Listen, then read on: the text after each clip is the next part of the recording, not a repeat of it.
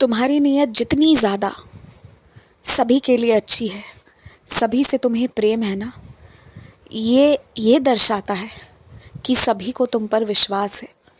और ये भी दर्शाता है कि तुम बहुत अच्छे इंसान हो। इसलिए यदि तुम्हारे घर का तुम्हारा कोई बेहद ही अपना, बेहद ही करीबी रिश्ता, फिर चाहे वो खून का रिश्ता ही क्यों ना हो, अगर तुम्हें अच्छा नहीं मानता है, तुम्हारे होने पर, तुम्हारे स्वभाव पर तुम्हें कोसता है, फिर भी तुम उनकी बातों पर ध्यान मत दो। ये बात हालांकि सही है कि अगर कोई 24 घंटे एक ही बात बोलता रहता है तो दिमाग पर उसका असर होता है। लेकिन अभी तुम ऐसी परिस्थिति में हो ना कि तुम्हें खुद ही खुद को समझाना होगा और खुद के लिए खड़ा रहना होगा। तुम बहुत अच्छे व्यक्ति हो।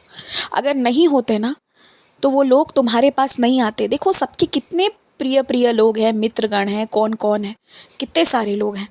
लेकिन इन सब के बावजूद ज़रूरत पड़ने पर तुम ही से क्यों पूछा जाता है हर कुछ? क्योंकि तुम पर विश्वास है। और ये भी बात सत्य है कि वो लोग जो आज तुमसे काम निकलवा रहे हैं वो कल को तुम्हारे काम नहीं आएंगे। लेकिन देखो कि तुम्हारे ऊपर उनका कितना विश्वास है, भरोसा है। और जो व्यक्ति सबके काम आ रहा है, सबके लिए खड़ा हो रहा है, उसके लिए मैंने बहुत अच्छा कुछ सोचा है। लेकिन एक बात मैं तुमसे कहना चाहूँगा, तुम कभी भी धार्मिक मार्ग को, आध्यात्मिक मार्ग को मत छोड़ना। यही तुम्हारे लिए बना हुआ है। बाकी चीज़ें इस तरह से तुम्हारे लिए नहीं बनी हुई हैं जो कि ये बना हुआ है। इसे कभी मत छोड़ना, चाहे कुछ भी हो जाए। इसे अपनाते हुए आगे बढ़ना और फिर देखना, चमत्कार महसूस करना।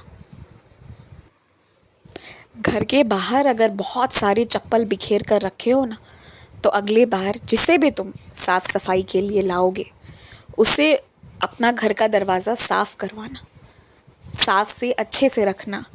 और कोशिश करो कि जो नहीं पहन रहे हो उसे बंद करके रखो। ऐसे बाहर बिखेर कर मत रखो। अपना मुख्य दरवाज़ा जो है ना घर का, उसे सजा कर अच्छे से रखो।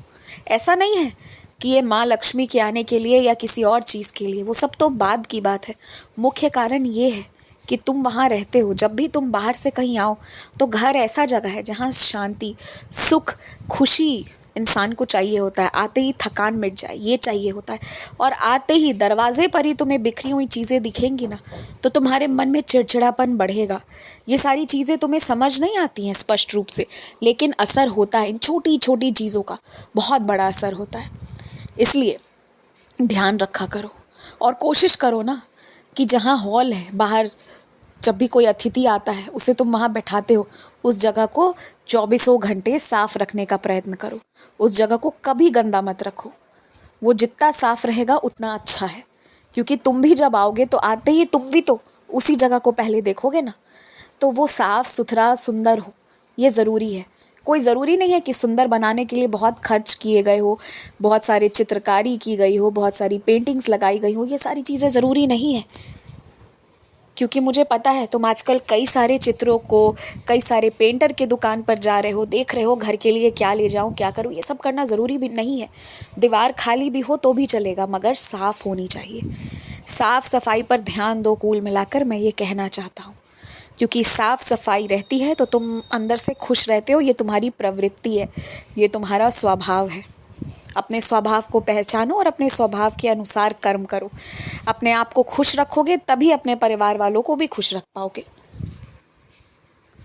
तुम्हारे हाथ में कुछ पैसे आ गए हैं ना, हालांकि महीने के बीच में मिल जाए ज़रूरी नहीं होता, पर आ गए हैं। और अगर अभी नहीं आए हैं तो आ जाएंगे, आज रात रात तक आएंगे। और उसमें से बहुत थोड़ा सा हिस्सा बस तुम्हें निकाल कर अलग रखना है। वो मेरे लिए होगा, वो मेरे काम में लगेगा। और बाकी सारा हिस्सा जिस चीज़ के लिए भी रखना चाहते हो उसके लिए रखो। और याद रखना, बहुत हिस्सा नहीं निकालना है तुम्हें, फिर वो भी अच्छी बात नहीं होगी। क्योंकि जो तुम्हारे खर्च के लिए मैं दूँ उसे अपने ऊपर खर्च करो, लेकिन थोड़ा सा हिस्सा निकाल कर मेरे नाम से अलग रख देना। उसे मैं ले लूँगा किसी भी तरीके से।